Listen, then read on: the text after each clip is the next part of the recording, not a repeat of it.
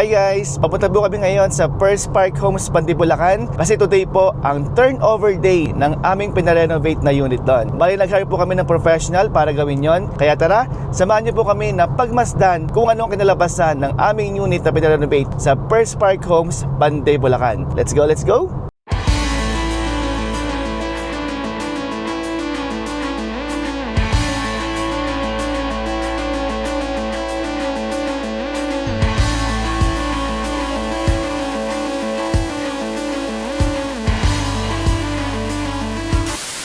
Okay guys, tapos na po ang kainan at picturan. Next ay tour naman. By the way, turnover pa lang po ito ha. So wala pa po itong mga appliances, saka yung mga furnitures. Kaya yung pinaka-final na gawa pa lang po at mga fixtures yung makikita natin dito. Etong unit nga po pala namin, ang tawag po ay Calista Mid. So ibig sabihin ay nasa gitna po. So wala po kaming mga extra corner lots. Kaya medyo may kaliitan talaga siya. 46 square meter. Kaya very challenging po yung pag-maximize ng spacing nito. Kaya nga po nangailangan din kami ng mga professional. So simulan po natin dito sa pinakalabas. So dito po unahin dito sa pinakailalim, yung gate natin dito. Yung gate po natin dito ay default gate po yan ng First Park. So di po natin ito binabago kasi nasa restriction po ng First Park na bawal siyang baguhin. Pero yung extension ay pwede naman po siyang gawin. Sa bandang gitna naman po ay nagpalagay kami dito ng stoneworks. Tapos yung mga salamin naman po ay reflectorized. So hindi ka po kita sa loob. Yung pinaka-grill na yan, isa po ito sa mga signature ng First Park. So hindi rin po yan pwedeng tanggalin. And then yung pinaka-gilid naman po ay naka-wall cladding na. Tapos sa bandang itaas naman po ay naka-PVC ceiling. At may mga kasama na rin po yung mga pin lights. So yung color po ng mga wall cladding at saka ng PVC ceiling, yan po talaga yung preferred namin na color. Kung papansinin nga din po pala, hindi na kami nagpalagay ng balcony kasi nanghihinayin po kami sa space. Mas minabuti na namin idagdag na lang po yon sa aming master's bedroom para kahit papaano mas lumaki pa po siya. Ito nga po palang house number namin dito, saka yung no parking sign, galing po yan sa Shopee. Okay, so pasok na po tayo dito sa may garahe.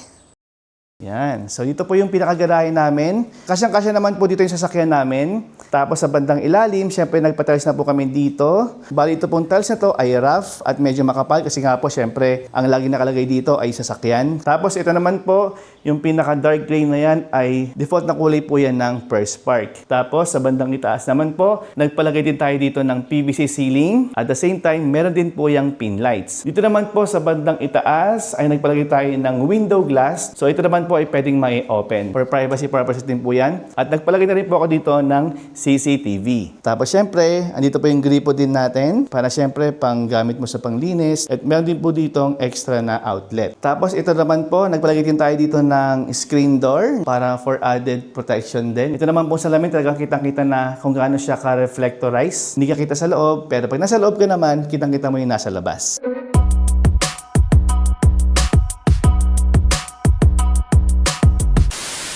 Okay, so pasok naman po tayo sa loob. Bali dito po ay naka-smart door lock na tayo. Alright, so ganyan lang po. Pwede na tayong pumasok. At welcome po sa aming pinaka-loob ng bahay.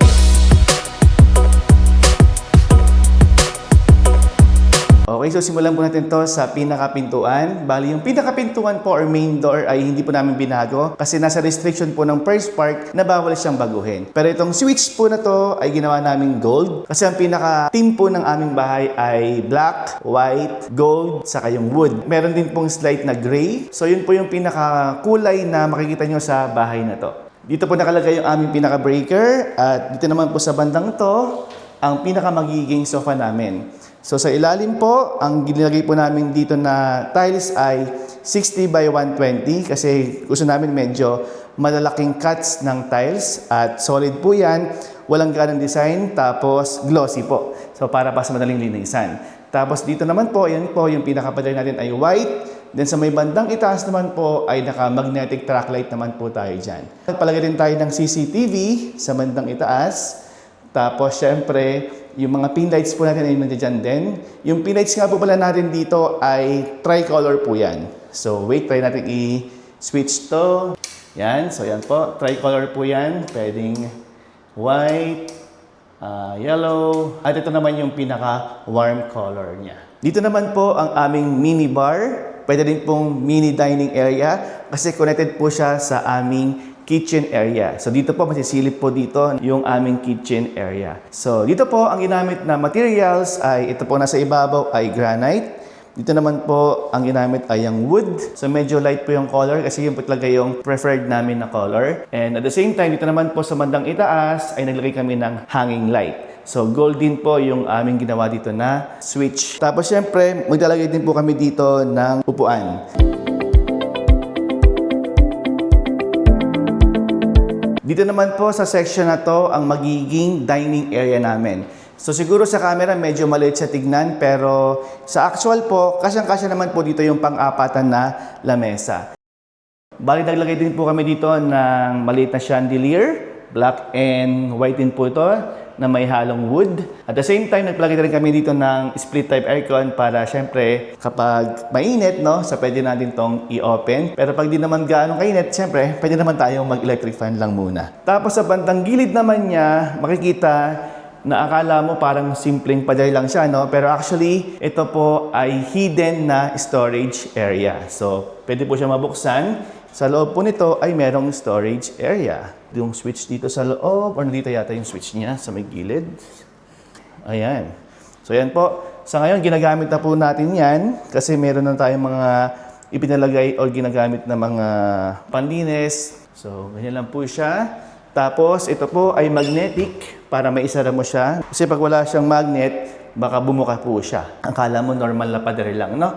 Okay, so pasok naman po tayo dito sa aming pinakamagiging kitchen. Yan, dito sa kitchen po na to, medyo may kaliitan lang po siya. Pero nagpalagay na kami dito ng cabinet. Tapos, ito po, ano nga pala, pasensya na, kulang na isang door. Kasi yung door po na to ay pinalagyan ko ng louver. Kasi nga po, ang lutuan namin dito ay magiging LPG tank po. Kasi actually, na-try na namin yung induction. So, iba talaga yung luto ng, ng LPG. Kaya, na-decide kami na dito, sa bahay na to, mag-LPG tank kami. Pero dahil nga medyo maliit to at parang walang masyadong hangin ba, so kaya napalagay ako ng louver para kahit papaano, yung LPG tank ay makakahinga, no? Hindi tayo magiging delikado. So dito, meron tayong nilagay dito na range hood. At the same time, dalawahan lang po yung pinakakalan kasi nga po medyo maliit yung kitchen natin. So dito naman, yung sa labasan naman ng usok, nagpalagay din tayo dyan para hindi mausok. So rekta po yan, palabas, no? Dito. Very simple lang din po yung aming sink dito. Hindi na kami nagpalagay ng parang smart sink kasi nga medyo maliit. So okay na po sa amin kahit yung stainless type lang po na design. And then yan po, may mga abang tayo dito na mga saksakan, naka-gold din po yan. Tapos dito po, kung papansinin nyo nga pala dito, itong space na to, dito po namin ilalagay yung aming ref. Yan, so sukat po yan, no? Nakasukat yan para sa bibili naming ref. So malamang ang magiging space na rito ay hanggang dito, no? Yan. So talaga magiging parang L-type po talaga itong aming kitchen area. Dito naman po sa taas, ang magiging lagayan namin ng microwave oven. And then ito naman po yung sa oven toaster na medyo maliit lang po. So dito po pwede kami magpalagay ng pull-out na pantry. So tititan natin kung ano magandang gawin dito. Kahit dito pwede tayo magpalagay niyan. Sa ilalim nga po pala, ibang tiles ang ginamit namin dito kasi nga po kitchen area siya. So ito medyo rough po ang nilagay natin na tiles dito. Hindi siya kagaya ng dining saka sa living na glossy. Ito dati po itong pintuan. So pinatanggal na namin yung pintuan dito tapos pinagawa na lang po namin itong black color para bumagay po sa team namin. Okay, dito naman po tayo sa laundry/toilet area. Bakit ganoon? Dahil pinagsama po namin yung laundry saka yung toilet. So, kailangan talaga namin i-maximize yung space. Ayaw naman namin maglabas sa labas kasi nga po, unang-una, takaw space din yon. At syempre, yung gamit din, no, yung washing, nasa labas, medyo hindi namin masyadong feel yung ganon. Ito po, buksan natin. Sliding door po ito. Yan. So, yan. Ito po yung space na to, dito po namin ilalagay yung aming washing machine. Bakit ganyan po napahaba siya, napatayo? Kasi ang ilalagay po namin dito ay yung tower. So, yun po yung ginagamit na washing machine sa mga laundry. Yung may kasama na pong washing at the same time dryer. So, yun po hindi na kailangang isampay, pagkalabas tuyo na kaagad. May kasama rin po itong cabinets para maging lagayan ng mga damit, ng mga towels, so kung ano-ano pa, no? At dito naman po yung access namin para sa drainage. At dito naman po sa bandang gilid, yan po nakalagay yung aming CR. Yan. So para pag nasa baba ka, pwede ka po mag-CR dito. Yun nga lang, wala po siyang magiging liguan. Pero nagplagay kami dito ng lavatory para pwede pa rin po tayo maghugas dito. Meron din tayong nilagay dito na salamin. Tapos meron po tayong green accent dito. Tapos sa itaas po naman ay naglagay tayo dito ng hanging na light. So bali binagay natin sa team na to kasi yung magkabilang gilid po nito ay stucco finish or industrial finish. Sa taas naman po nagpalagay tayo ng exhaust dyan at syempre meron din po tayong pin lights dyan. Okay, so labas na po tayo ulit. So dito po, kaya namin ginawa siyang sliding door kasi po kapag normal door ang ginawa natin dito, tatama po siya sa washing. Kaya ang ginawa natin para dahil nga medyo maliit ang space, ginawa na po natin tong sliding door. At syempre, ang ginamit natin na materials dito ay wood. Pinadesign din po namin na ganito para naman po sa team ng bahay namin. Ito naman po yung pinaka magiging living area. So, ibig sabihin, dito po namin ilalagay yung aming pinaka-TV. So, dito po, very simple lang ginawa namin dito. Nagpalagay lang kami sa gilid ng PVC fluted panel na medyo light ang color. Kasi yun nga po yung preferred namin. Dito naman po sa pinaka parang pader niya dito ay stucco finish din po or industrial finish. At nagpalagay din kami dito ng hanging shelf. Nakaabag na rin po syempre dito yung saksakan ng TV. Tapos sa bandang itaas naman po, nakalagay yung ating magnetic track light. At the same time, meron din po tayo dito maliit na cove light para kahit pa paano magkaroon pa rin siya ng medyo konting design pa. Okay, so overall, ito po yung ginawa namin sa ground floor. Very simple lang po. Hindi kami masyado nagpalagay ng madaming fluted kasi nga po para hindi ganong lumiit yung bahay. And at the same time, medyo may pagka-modern naman din yung dating niya.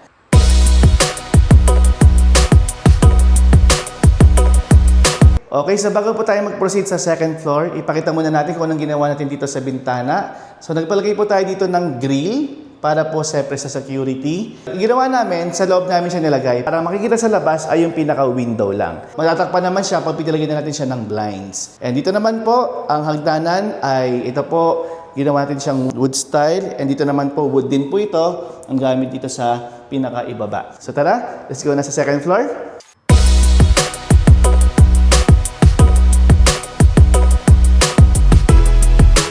Okay, so dito po sa second floor, meron tayong 4 na rooms. Dito po yung magiging office room ko. And dito naman po, meron tayong maliit na walk-in closet. Dito naman po yung pinaka-CR natin or pinaka-liguan din. And yan naman po yung pinaka-master's bedroom natin. So, simulan natin dito sa aking office room. Let's go. Okay, so pasok po tayo dito sa aking magiging office. Yan. May nagpalagay po tayo dito ng cabinet para sa syempre sa storage din. So dito naman po, nagpalagay dito tayo syempre ng lamesa na gagamitin. So ito po talaga yung gusto kong klase ng lamesa kasi po pag gumagawa ako, dalawa yung monitor ko, tapos may mga gamit-gamit ako dito, no? Isa may mga printer din ako. Dito ko ilalagay lahat yung mga yon. So dito naman po sa bandang itaas, nagpalagay tayo ng hanging shelf para naman po may paglalagyan din yung mga collections natin. At para medyo may pagka-aesthetic, nagpalagay na rin po tayo dito ng maliit na fluted panel. Dito po sa loob, sa ilalim ay carpeted na po siya kasi gusto talaga carpet. And then nagpalagay na rin tayo dito ng aircon. And po syempre sa bintana naman po ay may grill din tayo for security. Matatakpan naman po to pag naglagay na po tayo dito ng blinds. So dito naman po sa gilid, may space pa dito. Pwede ko pa lagyan siguro to ng another pwedeng sofa na pahaba. So depende pa kung ano gagawin dito sa space ito. Pero tingin ko marami pa pwedeng magawa sa space na to. Okay, so next room na po tayo. By the way nga po pala, ako papansinin niyo po pare-parehas po yung mga pintuan natin dito, pati sa kulay. So ito po, ano po to solid door. Talaga matibay talaga siya. Kahit na tadyakan mo, hindi basta-basta masisira. At nagpalagay na rin po tayo dito ng black door lock para po bumagay din sa team natin. So next room na po tayo. Ito naman po ang aming magiging walk-in closet. So pasok po tayo sa loob. Yan. So maliit na walk-in closet lang po siya. Dahil wala pong rito, walang bintana, nagpalagay na lang kami dito ng ceiling fan na may ilaw. Sa ilalim po nito ay naka-SPC po siya. Siyempre ito yung magiging lagay ng mga damit namin dito. Tapos dito naman sa may bandang gilid, ay may salamin po tayong malaki dito. Yan, sa may bandang gilid. Naka-gold din po yan. Siyempre naka-gold din yung ating saksakan dyan. Yan.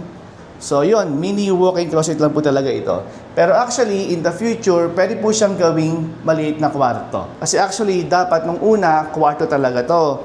Kaso nga lang, yung anak namin, medyo maliit pa, 7 years old pa lang, sa amin pa siya laging natutulog, no, sa gitna namin. So ginawa muna namin siyang walk-in closet. Okay, so proceed na po tayo sa aming CR dito sa itaas. Ito nga po palang pintuan na to ay aluminum. Mas ito talaga yung recommended kasi nga po di ba lagi nababasa kapag sa CR. Tapos yung pinakamalapit na kulay sa aming doors, yun po yung pinalagay namin dito. So tara, pasok na po tayo sa loob.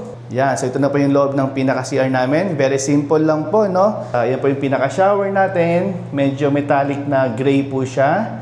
Tapos sa taas, nagpalagay din tayo ng exhaust. Then ito po yung tiles na medyo rough ng kaunti. Yan, so black po yung nilagay natin dito na may konting design. Tapos hati po niya ay gray color naman. Tapos sa may bandang gilid po niya dito, sa may bandang gilid, ay stucco finish or industrial finish. At nagpalagay po kami dito ng malaking salamin para kahit paano ay medyo aesthetic naman siyang tingnan. May maliit tayong lavatory dito. Yung gripo naman po ay metallic gray din po siya.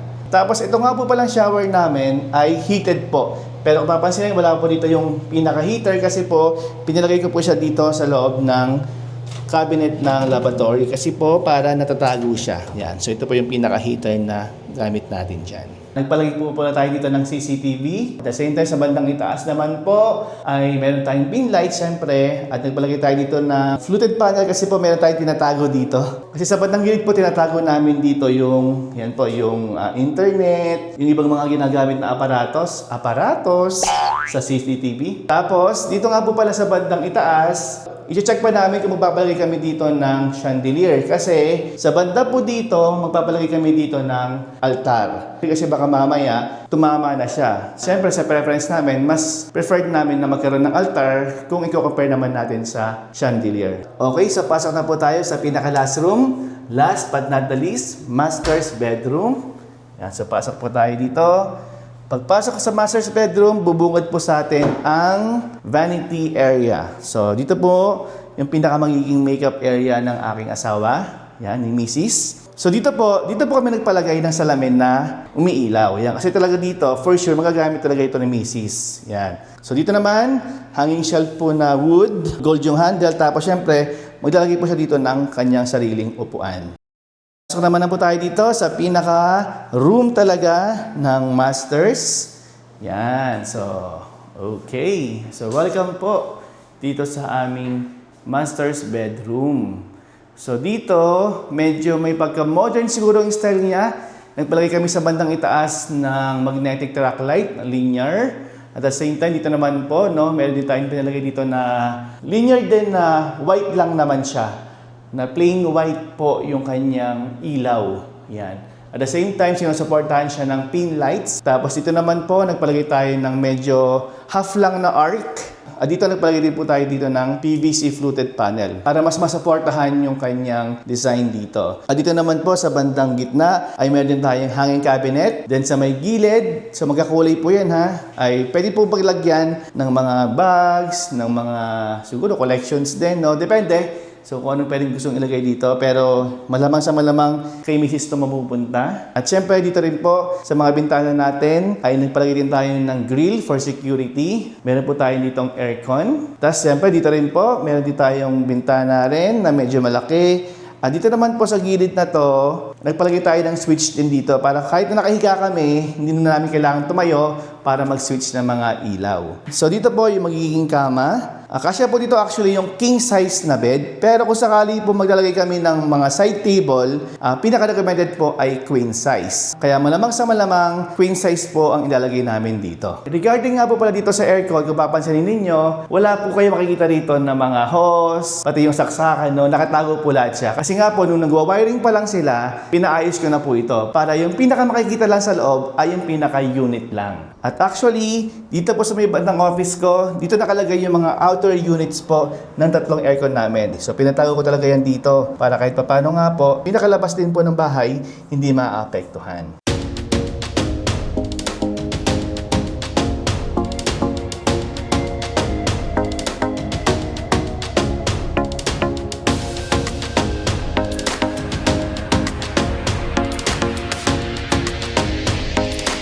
Okay guys, so hopefully ay nagustuhan niyo po ang aming tour dito sa aming munting tahanan. Just in case na madami po magka-interest sa video na to, ay pwede naman po akong mag-upload ng mga updates regarding dito sa bahay. Kasi syempre, di ba, kulang-kulang pa kami dito eh. Wala pa kami mga appliances, mga furnitures. So, tingnan natin kung anong pwedeng mangyari. Pero kung ngayon pala nagustuhan mo na to, don't forget to like and subscribe ha. And see you again next time.